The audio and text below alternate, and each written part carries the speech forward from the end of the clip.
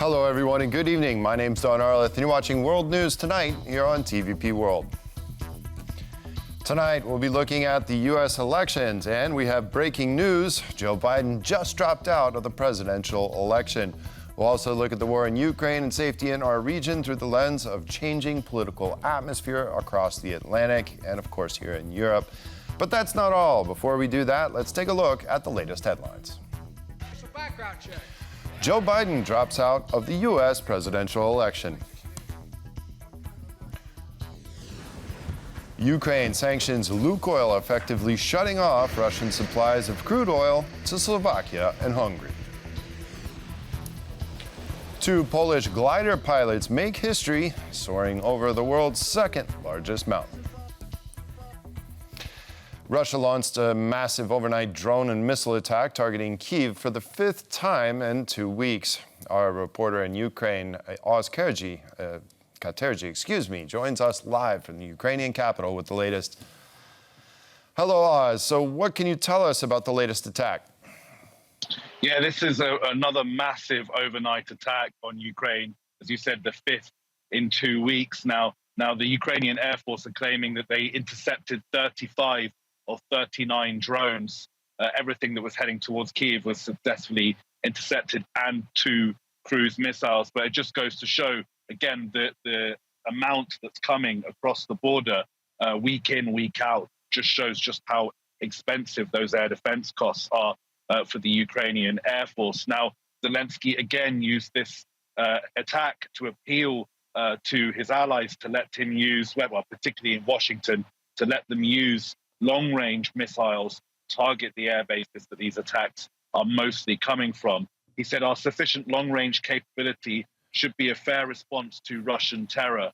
So, yes, again, it's been another difficult day for Ukraine. And now I will say there was another bit of news. A Polish volunteer for the Ukrainian armed forces, he passed away. And that was announced at his funeral today. His name was Tomasz Marcin Sekala. And he is now the 10th Polish volunteer to die in battle in Ukraine. So that bears marking as well. Back to you in the studio. All right, Oz Katerji, reporting for us live from Kyiv. Thank you very much for that report. And now we're moving on to our breaking news. Of course, President Joe Biden just announcing that he has dropped out of the U.S. presidential election. It will be an interesting time to see exactly who will be the leading candidate on the top of the ticket for the Democrats. Now, Mr. President Joe Biden released the following statement. My fellow Americans, over the past 3.5 years, we have made great progress as a nation. Today, America, the strongest economy in the world. We have made historic investments in rebuilding our nation, in lowering prescription drug costs for seniors, and in expanding affordable health care to a record number of Americans. We provided critically needed care to 1 million veterans exposed to toxic substances, passed the first gun safety law in 30 years, appointed the first African-American woman to the Supreme Court, and passed the most significant climate legislation in the history of the world. America has never been better positioned to lead than we are today. I know none of this could have been done without you, the American people. Together we overcame an once-in-a-century pandemic and the worst economic crisis since the Great Depression. We've protected and preserved our democracy, and we've revitalized and strengthened our alliances around the world. It's been the greatest honor of my life to serve as your president, and while it has been my intention to seek re-election, I believe it is in the best interest of my party and the country for me to stand down and to focus solely on fulfilling my duties as president for the remainder of my term. I will speak to the nation later this week in more detail about my decision. For now, let me express my deepest gratitude to all those who have worked hard to see me reelected. I want to thank Vice President Kamala Harris for being an extraordinary partner in all of this work. And let me express my heartfelt appreciation to the American people for the faith and trust you have placed in me.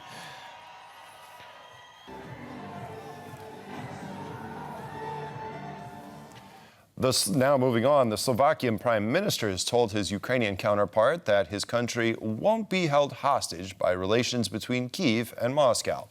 Robert Fico had been referring to the issue of Ukraine's sanctions on Lukoil, which effectively shut down oil deliveries transiting Ukraine from Russia to Slovakia and Hungary.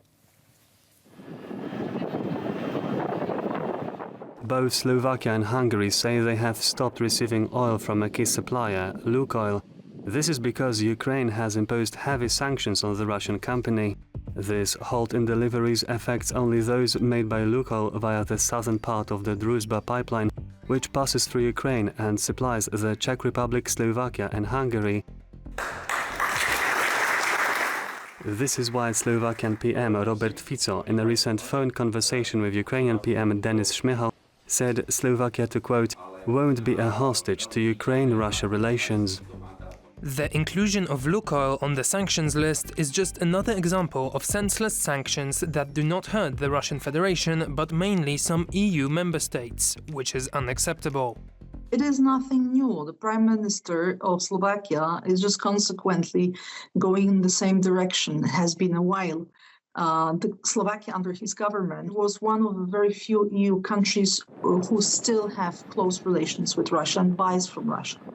The suspension of deliveries has resulted in a 40% reduction in oil supplies for Slovakia's Slovnaft refinery, which is owned by the Hungarian oil and gas group MOL.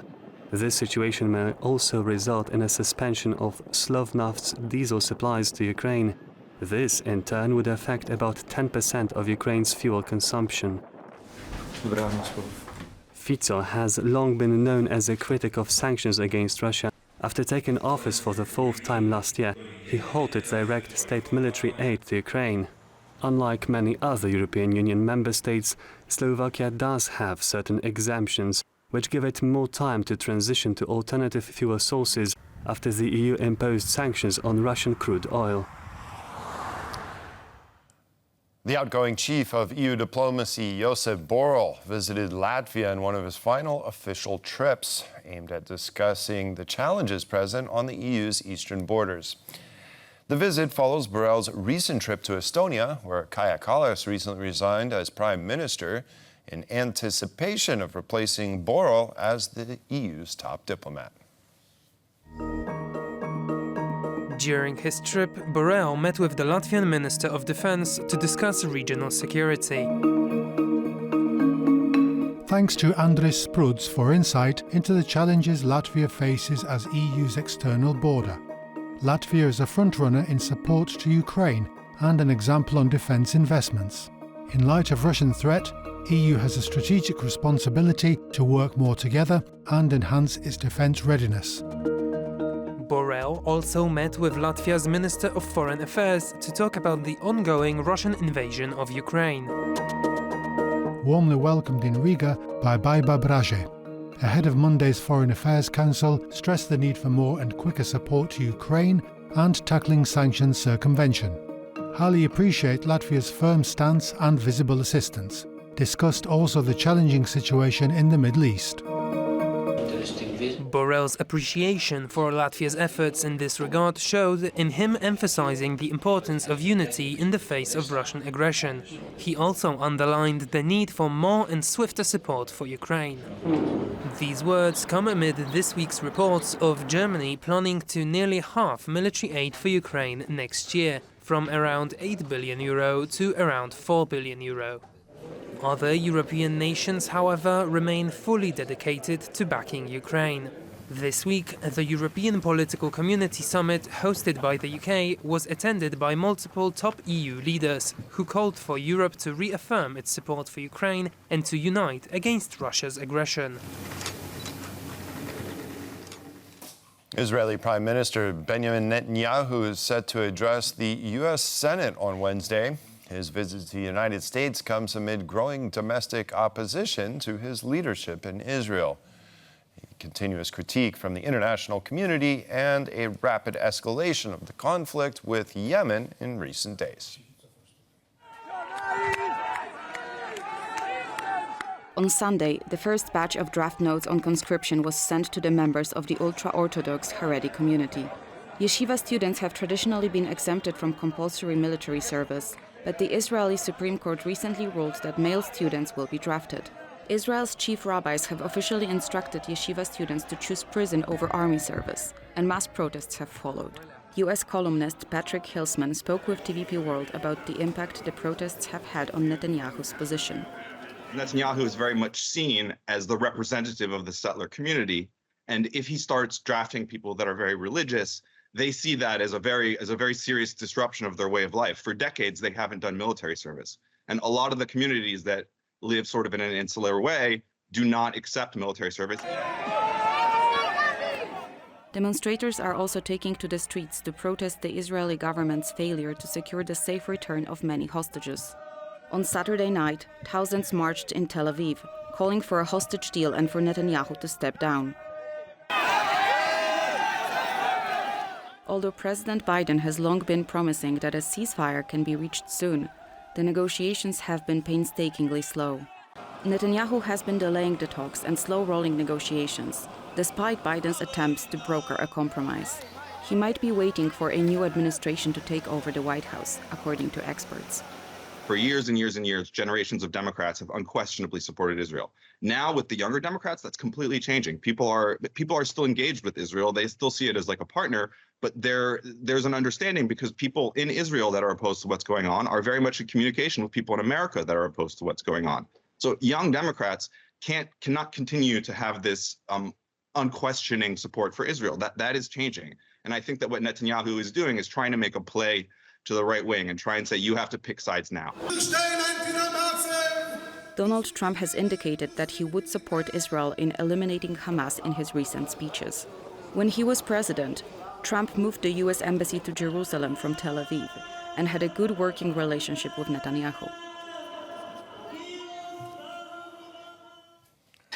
5 protesters as well as a police officer were injured during a protest in La Rochelle, France. The demonstrations are being held against the construction of an irrigation reservoir on France's Atlantic coast. The protesters argue that the project will favor large agricultural producers over small local farmers.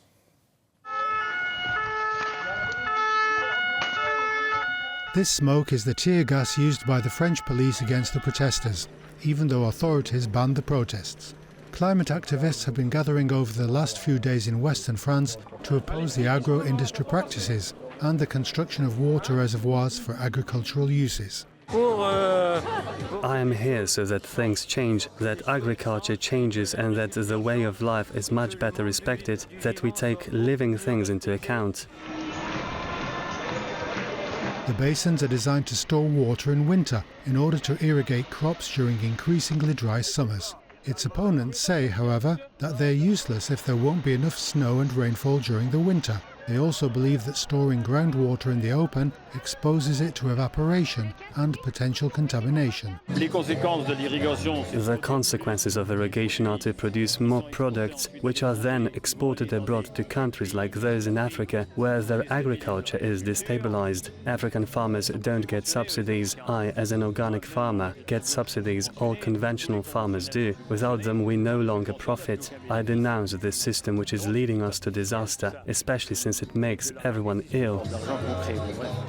But there's an even bigger problem. France became a country of protests, massive protests, which are against the government on everything. This is one of the many issues, which is not really a good solution in a sense that these protests very often transform into rebellions. And as experts say, the protests may even be inspired by countries such as Russia. Everything which brings instability to countries of the Western coalition is good for Russia. France has recently seen several waves of protests, including some opposing the pension reform, as well as others against a controversial immigration bill. The problem in France now is that it's a very deeply divided society. We have political tensions, we have people from various ethnic background, religious background, we have differences between big cities and villages, we have financial inequality. There's a lot of reasons for tension. France is very deeply divided, and neither political or sociological group is dominant, neither one is majoritarian. Recently, the French chose their new parliament in snap elections. President Macron made the decision to call the elections after his party lost in the European elections in June. Less than a week before the opening ceremony, the organizers of the Paris Summer Olympic Games have announced that a record number of tickets has been sold. Over 2,000 athletes have already moved into the Olympic Village, eagerly awaiting this year's competition.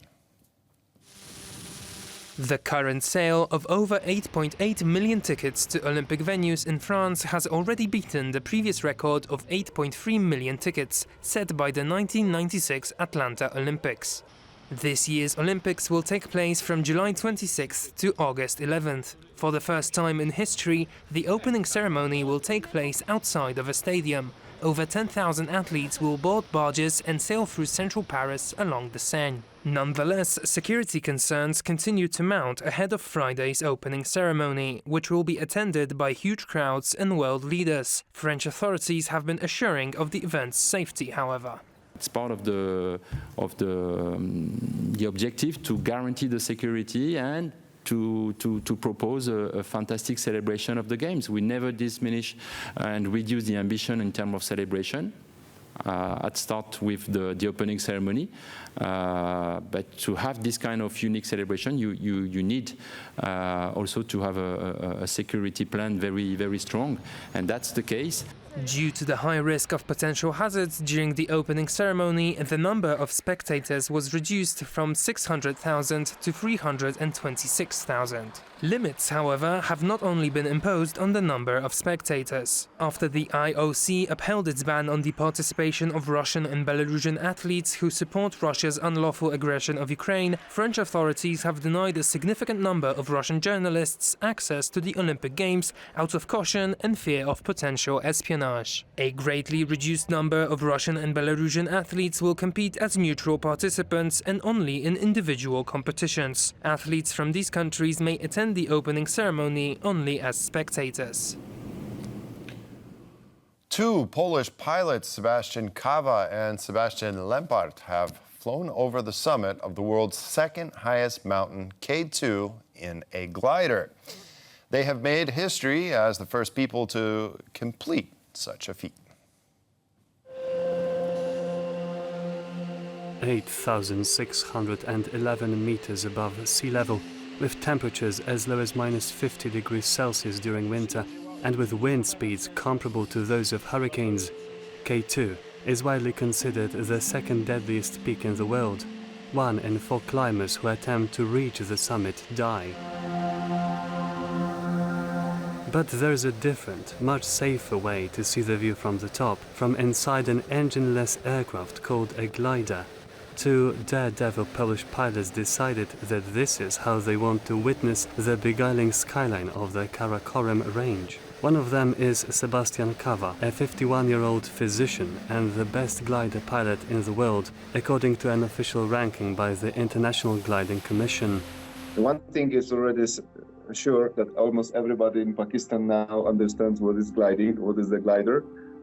And there's a lot of rumor about what we have done here, what we have achieved. And I think this beautiful area deserves to be visited by glider pilots in the future. Kyiv was accompanied by another pilot, Sebastian Lempart, but this exploit wouldn't have been possible without the assistance from Sławomir Makaruk, who described how he helped bring the glider to Pakistan.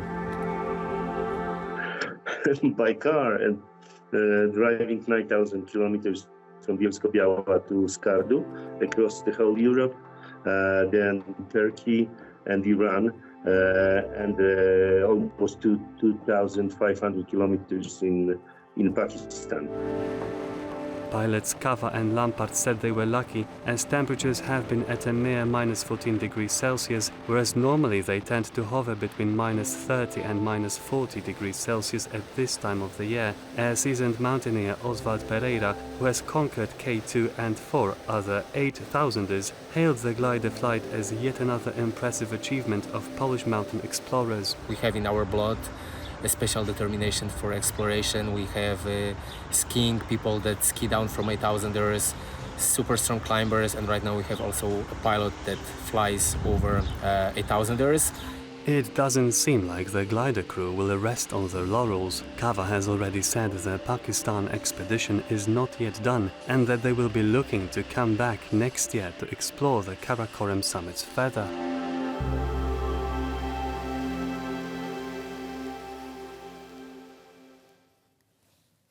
And now here to discuss the chaotic political climate in the United States and, of course, President Joe Biden dropping out of re-election. And, of course, what all of this means for our region here is a senior fellow at the Atlantic Council, Elizabeth Brow. Hello, and thank you very much for joining me on World News tonight. Thank you. It's a pleasure. So a bit of breaking news just before we started this show. President Biden has officially dropped out of his re-election campaign, and he has endorsed his vice president, Kamala Harris. Now, considering this, first of all, I think the first thing that strikes my mind is that Joe Biden will not continue on as president. He won't try to do it. So therefore, can we start discussing what his legacy will be after just 4 years? Yes, we can. And what an incredible piece of breaking news that you got here just before the show. It's the moment, really, that everybody has been watching and assuming that it could happen, but yet it seems so unlikely because just a few days ago he was completely determined to keep going, and now he has clearly determined that support for his candidacy is eroding. And in a sense, that his decision is good news. He put the country before himself, and now he can focus on governing these final months, and he can hopefully get some good things done for America and for the world, and we can start looking at his legacy, which will be a very positive legacy. He has done lots of good things in these almost 4 years that he has been in power, and he has restored calm to the world and to America as well, of course, and that has benefited Europe and indeed other parts of the world, but especially Europe. Now, looking at the race itself, okay, so we have a big shakeup. He has endorsed his vice president, Kamala Harris, but I would imagine that the Democrats would have to open up the field a little bit to allow, well, the entire party to make a decision on who they'd like to nominate in just a few weeks' time. I think in the third week of August is when that Democratic National Convention will be. So therefore, what do you think this process will look like?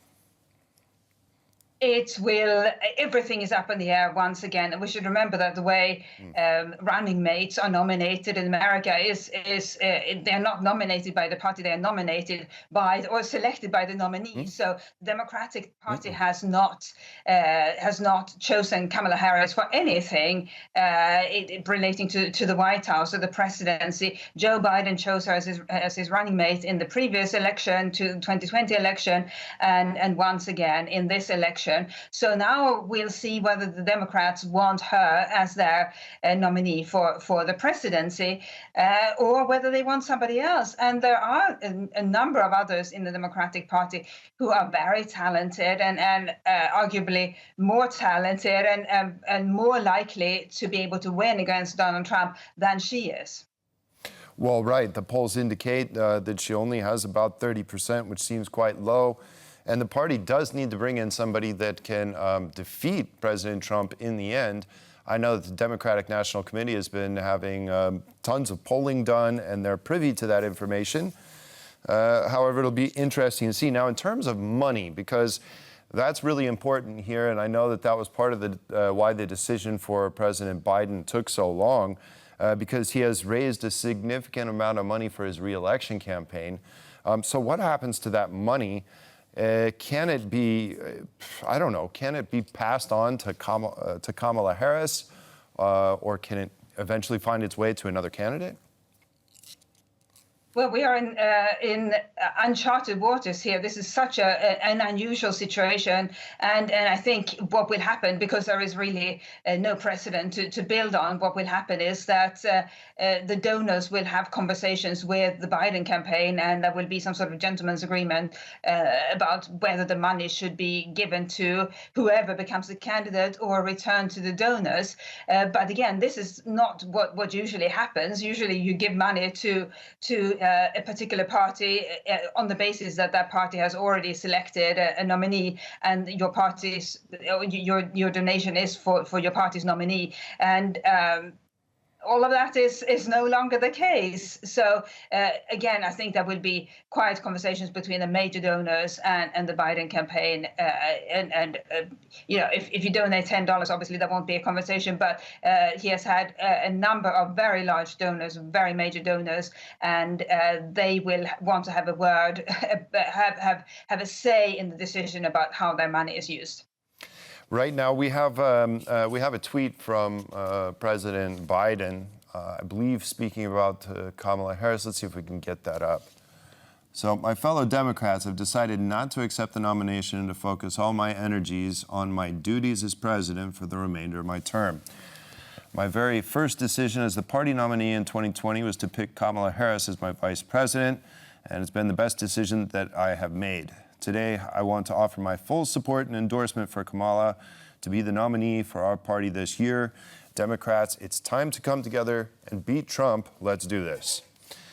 So with Kamala Harris, I'm sorry, we're returning back to her because she seems to be the person that the president is supporting right now. How will that fare with all the Democratic Party? Because I know that she's not exactly the most popular vice president with the entire party, let alone, let's not even talk about the other side, but the Democrats themselves. What do you think? Do you think she will gain the support of all the Democrats coming up to this convention?